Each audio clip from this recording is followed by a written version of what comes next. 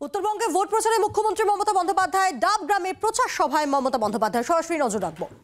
কোনো দাঙ্গা হলে আমরা জলপাইগুড়ি আলিপুরদুয়ার কোলে করে তাদের স্থান দিই। এটা আজকে নয়, চিরকাল আমি নিজেও অনেকবার এসেছি এবং দেখেছি। তাই আপনাদের বলি, আমি 17 তারিখ বাগডোগরা থেকে শিলচর যাব, তারপরে ওখানে গিয়ে মিটিং করব, করে আবার আমি 17 তারিখ ফিরে আসব। 18 তারিখ আমি উত্তরবঙ্গেই থাকব। 18-19 সম্ভবত আমার উত্তর দিনাজপুর দক্ষিণ দিনাজপুর আছে। তারপরে আমি মালদা থেকে করব, ইসলামপুর করে হরিহরপুর পাড়া করে আমি মালদায় চলে যাব। তারপরে বাদ বাকি প্রোগ্রাম মালদা থেকে কয়েকটা করব, মাঝে আবার 1-2 দিনের জন্য মিদনাপুর চলে যাব, আবার চলে আসব। এইভাবে নানাভাবে প্রোগ্রাম সাজানো আছে। 3 মাস ধরে ইলেকশন হয় কখনো শুনেছেন? 3 মাস ধরে ইলেকশন মানে 5 বছরের একটা সরকার যদি 3 মাস লোকসভা ইলেকশন করে, 3 মাস বিধানসভা ইলেকশন করে, 1 মাস পঞ্চায়েত ইলেকশন করে, তো বছরের একটা বছর তো চলে গেল শুধু ইলেকশন করতে। তার মধ্যে মিউনিসিপ্যালিটি আছে, তার মধ্যে বাই ইলেকশন আছে, তার মধ্যে পঞ্চায়েত ইলেকশন আছে, তার মধ্যে বিধানসভার বাই ইলেকশন আছে। তাহলে কাজটা হবে কবে? একবারও কি ভেবে দেখেছেন যারা ঘুঁটিটা সাজান, ঘুঁটি সাজানোর বাবু বিবিরা একবারও কি ভেবে দেখেছেন? আমি আজকে ডাবগ্রাম ফুলবাড়ির মানুষের কাছে আমার একটি দুঃখের কথা বলবো। গৌতম যখন লাস্ট দাঁড়ায় 2021-এ, আমি এসেছিলাম, আমি দেখেছিলাম মাঠ উপচানো ভিড়, কিন্তু পরে দেখলাম গৌতম হেরে গেল।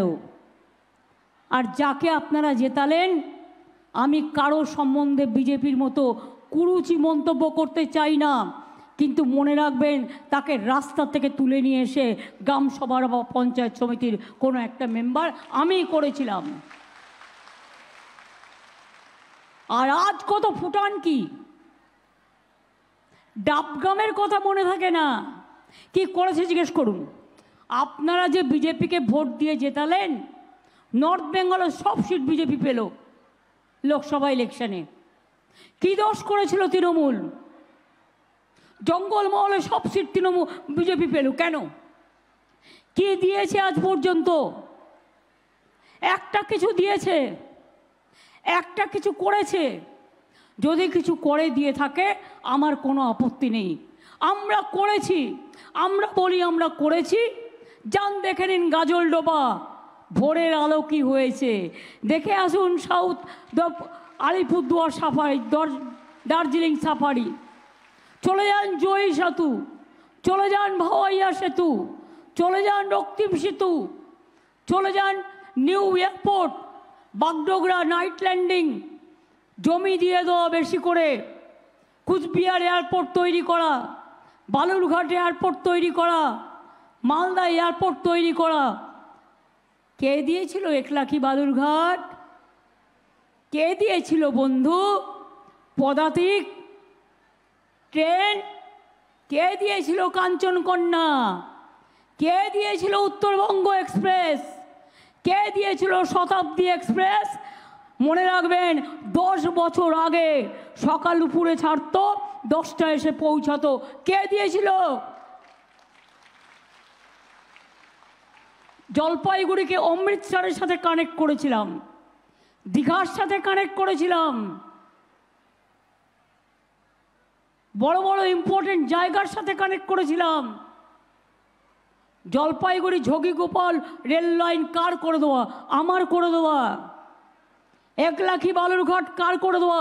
আমার করে দেওয়া। চ্যাংড়াবান্ধা মালবাজার কার করে দেওয়া? আমার করে দেওয়া। দার্জিলিংয়ের টয় ট্রেন হেরিটেজ সম্মান হারিয়ে ফেলেছিল, আমি এসে উদ্ধার করেছিলাম। New Jalpaiguri station, Alipurduar station, Jalpaiguri station, Cooch Behar station, সব আমি টাকা দিয়ে গিয়েছিলাম।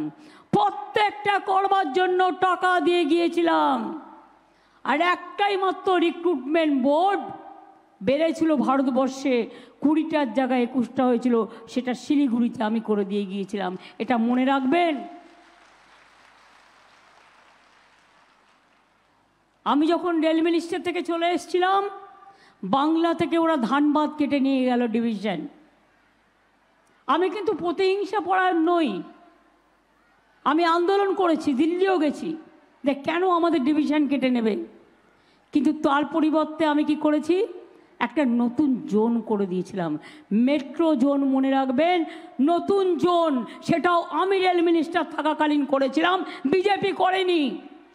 যত মেট্রো রেলওয়ের প্রজেক্ট, যত টাকা, সব কিছু আমি স্যাংশন করে দিয়েছিলাম। আর আজকে গেরুয়া কালার লাগাচ্ছে,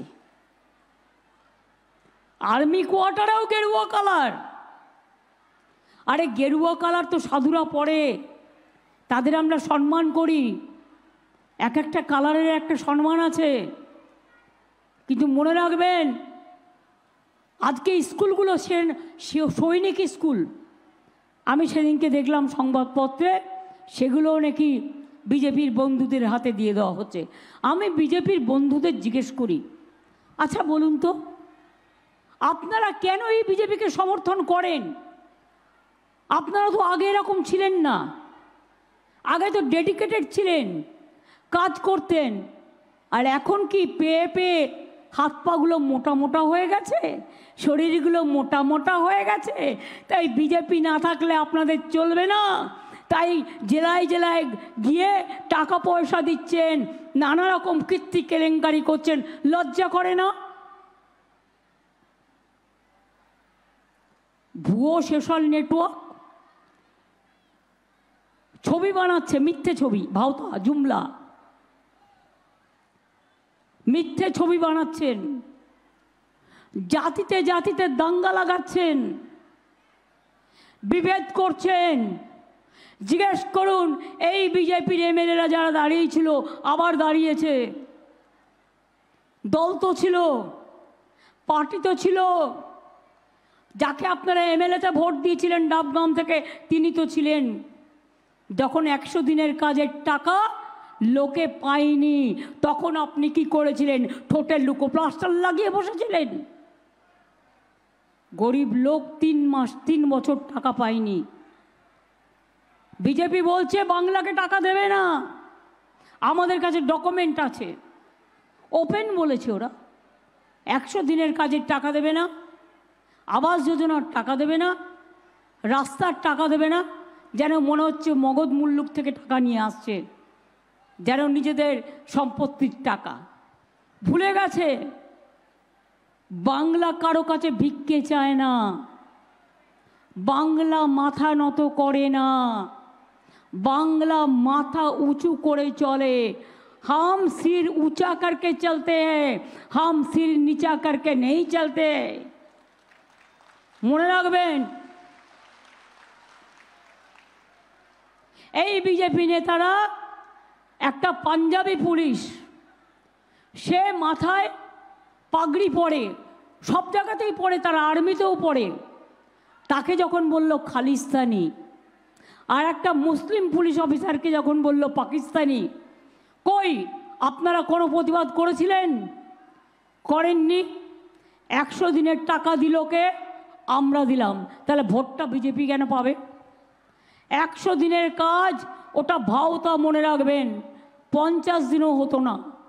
কিন্তু এবারেও আমরা 46 দিন করে দিয়েছি জব কার্ড হোল্ডারদের কাজ। তার কারণ তারা গরিব লোক। নতুন আমরা একটা স্কিম চালু করেছি, কর্মশ্রী। 50 দিন তো পাবেনই যারা জব কার্ডের কাজ করতে চান, দরকার হলে 60 দিনও পাবেন। রাস্তায় দিল্লির দিকে তাকিয়ে থাকতে হবে না।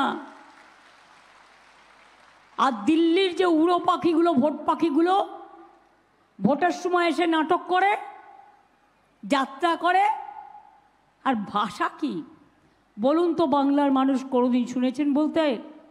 আমার দলের কেউ বললে আমি দল থেকে তাড়িয়ে দেবো। प्रधानमंत्री एसे बोलছেন चुनाव का बाद चुन चुन के जेल में भरेंगे और होम मिनिस्टर बोलছে सबको लटके देंगे ना कि एक भाषा बोलेছে उल्टे देবো ना कि যেন বলেছে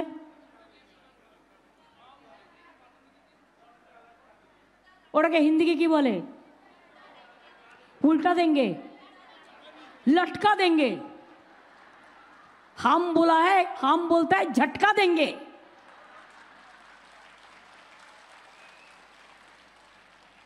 बंगाल में ऐसा कायदा नहीं चलता है आपका कानून आप आपका पास रखो गुजरात में दंगा में चलता है यूपी में चलते हैं राजस्थान में चलते हैं किसान को ऊपर चलते हैं हरियाणा का किसान को आप मूवमेंट नहीं करने दिया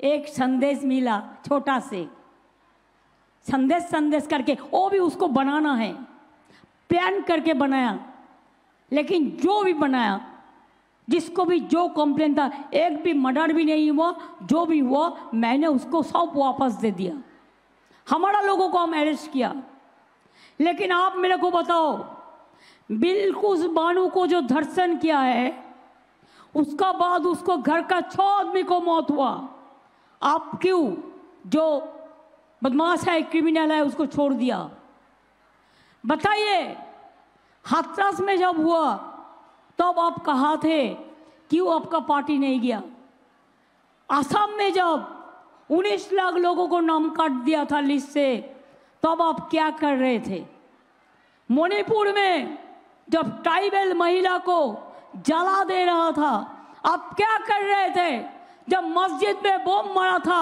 आप क्या कर रहे थे जब गिरजा जला दे रहा था आप क्या कर रहे थे कुछ नहीं किया अब देखा जलते जलते देखा ये आपको देखना बहुत अच्छा लगता है ऐसा मत करो किसी को जलाना किसी को जलते देना ये ठीक नहीं है अगर जलते जलते खुद जब जल जाएगा ना तो अब किसी को और कुछ बोलने का नहीं थके रहेगा ऐसा चीज़ मत करो ज़िंदगी में हम अच्छा नहीं कर सकते हैं लेकिन बुरा हम ना करें খারাপ আমি করব না এটা আমাদের ইন্টেনশন থাকা উচিত আজকে আমি গর্ব করে বলি আপনাদের একটা কিছু দেবে না ভোট নিয়ে চলে যাবে কেন ভোট দেন ওদের কেন দেন ভোটের সময় ধর্মে ধর্মে ভোট আমরা হিন্দু নই এই শুনে রাখুন আমি হিন্দু নই আমার পদবিটা না থাকলে আমি আরো খুশি হতাম তাহলে আমি শুধু মানুষ হিসেবে পরিচয় দিতে পারতাম আমার কবিতাও লেখা আছে অনেক দিন আগে বলুন আমি হিন্দু নই আমি দুর্গা পুজো করি না আমি কালী পুজো করি না আমি ঈদ মোবারক করি না আমি পাহাড়িয়াদের প্রোগ্রামে যাই না আমি ভাওয়াইয়াদের প্রোগ্রামে যাই না আমি রাজবংশীদের প্রোগ্রামে যাই না আমি মদন মোহন মন্দিরে যাই না আমি শিবযজ্ঞ মন্দিরে যাই না আমি জলপেশ মন্দিরকে 5 কোটি টাকা দিইনি আমি মহাকাল মন্দিরে যাই না গুরুদ্বারা যাই না গির্জা যাই না মাঝের থান যাই না জায়ের থান যাই না হিন্দু দেখাচ্ছেন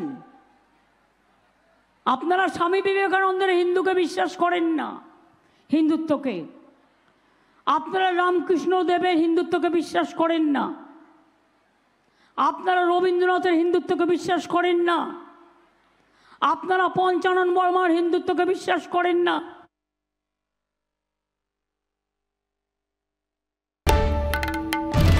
বাংলার আওয়াজ বাঙালির আবেগ জি 24 ঘন্টা।